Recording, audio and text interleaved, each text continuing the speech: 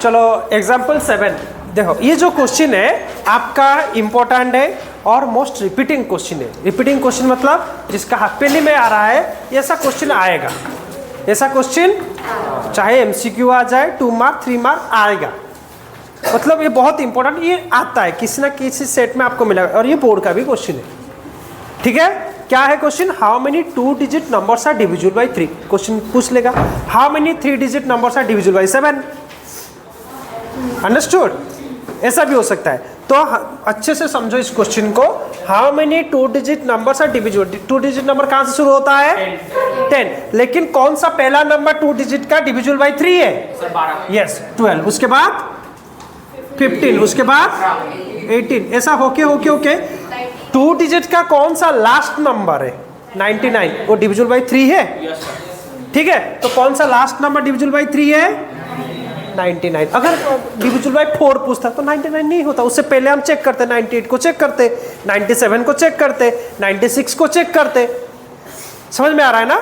तो पहले आपको एपी लिखना है। 2 डिजिट नंबर मतलब आपको पहले एपी लिखना है। ठीक है, चलो उसके बाद यहां से तुमको ए मिल गया। What is the value of A?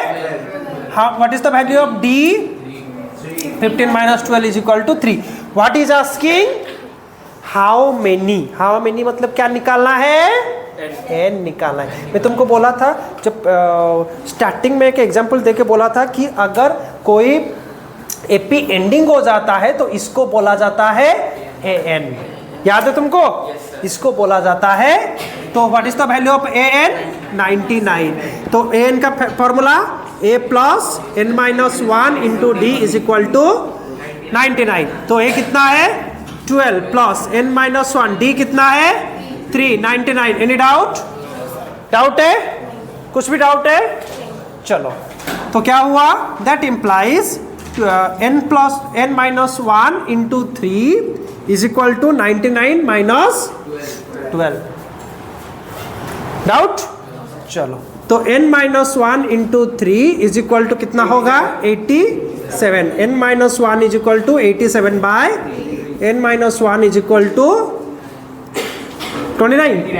n is equal to 29 plus 1, n is equal to 30। Therefore 30th there are 30 terms. Yes or no? Therefore there are how many terms? 30 terms। और 30 टर्म्स ना लिख के 32 digit number लिख सकते हैं। 32 digit numbers exactly divisible by 3। Doubt? अगर वही question को चेंज कर दे, how many 3 digit numbers are divisible by 7 पूछे, कर पाओगे? कर पाओगे? ऐसा स्टार्टिंग से एंडिंग लिख पाओगे? ठीक है, चलो लिखो। डाउट है किसी को इसमें?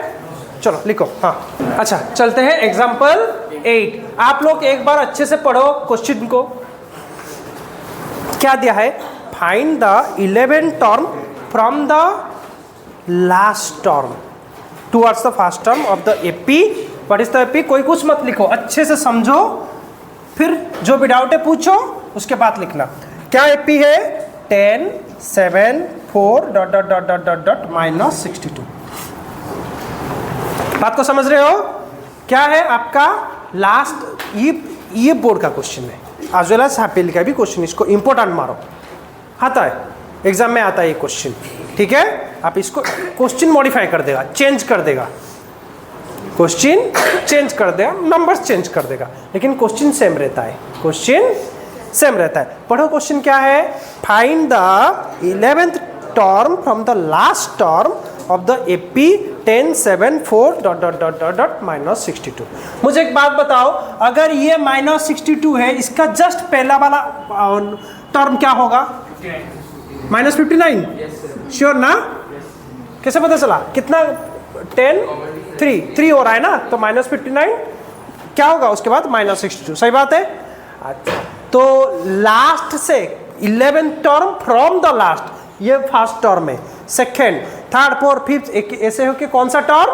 11। तो एक काम करो, हम पलटा सकते हैं एपी को। चलो पलटा दो। -62 -59 ... 10 सॉरी 4 7 10 आया ना, 4 7 10। अब कौन सा टर्म, तो यहाँ से लास्ट से 11 टर्म, मतलब फर्स्ट से भी हम लोग 11 निकाल सकते हैं, आया ना, समझे नहीं? लास्ट से 11, मतलब यहाँ से 11 टर्म, मैंने तो पलटा दिया ना, तो A11 निकाल लेंगे। A कितना है इसके हिसाब से -62, D कितना है -59, -62, अब काउंट करो, -59 + 62 इज इक्वल टू 3। अच्छे से देखो, 62 प्लस है, ठीक है ना? तो क्या निकाल रहे हैं, A11। क्या फॉर्मूला an का, A + n - 1 इंटू D। 11 मतलब A कितना है -62 + n - 11 - 1 इंटू D कितना है 3। तो -62 + 10 इंटू 3 30, कितना होगा -32। Therefore the 11th term from the last of the given AP is -32। Last से 11 मैंने पलटा दिया तो फर्स्ट से 11, हाँ या ना? डाउट है? इंपॉर्टेंट क्वेश्चन, ये वाला इंपॉर्टेंट क्वेश्चन, बुक में इंपॉर्टेंट मारो। चलो एग्जाम्पल 9 क्या है, रिकॉर्डिंग हो तो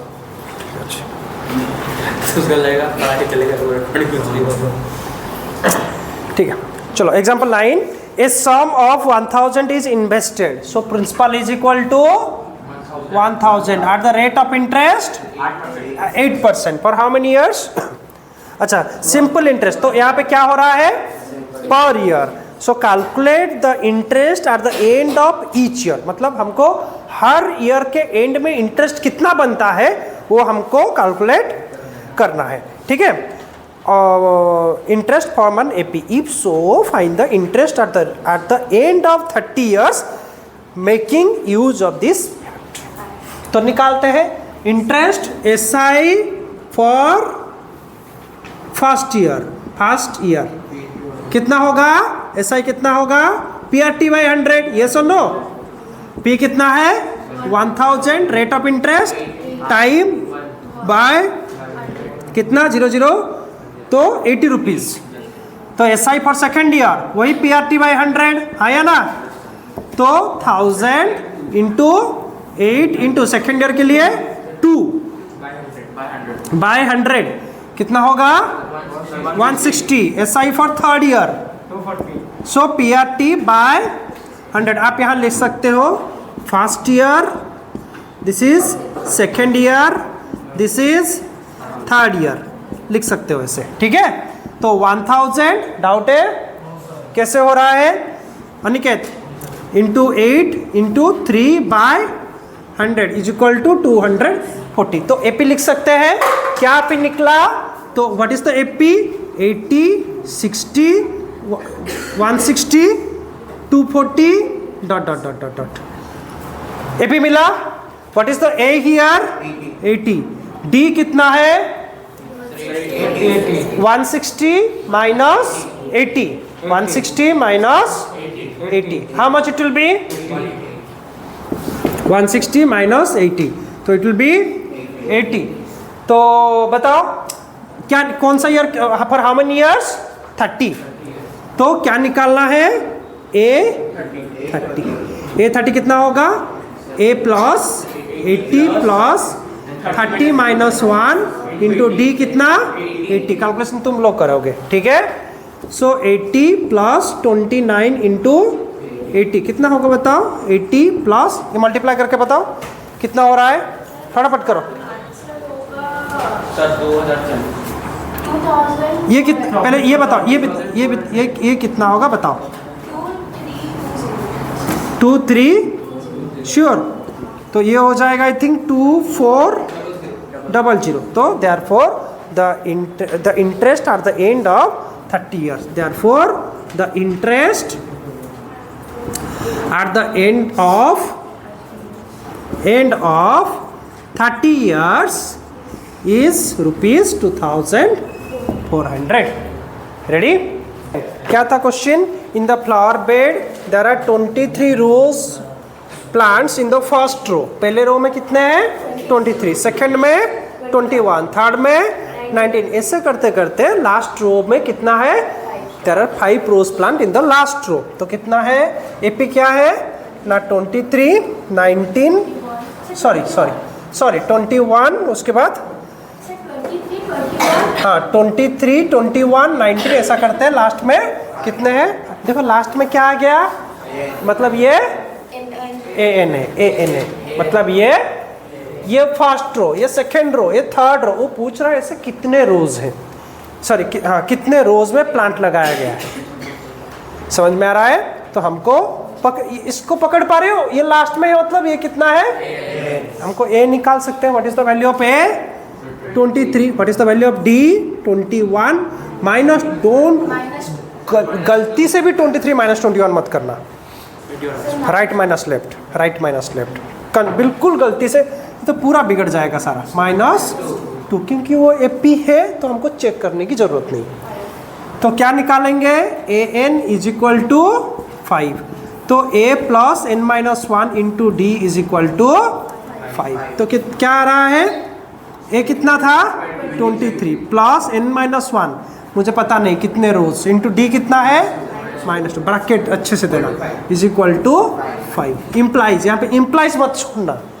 बहुत सारे बच्चे इक्वल टू दे देते हैं, नहीं तो कुछ नहीं देते. सर इक्वल टू देना और इम्प्लाइज में फर्क है. देखो यहाँ पे क्या, ये इक्वेशन बन गया. जब इक्वेशन बन जाता है तो स्टार्टिंग इम्प्लाइज हो जाता है. तो n-1 into -2 is equal to 5 minus 23. n-1 into -2 is equal to -18. चलो n-1 is equal to -18 by -2. Issue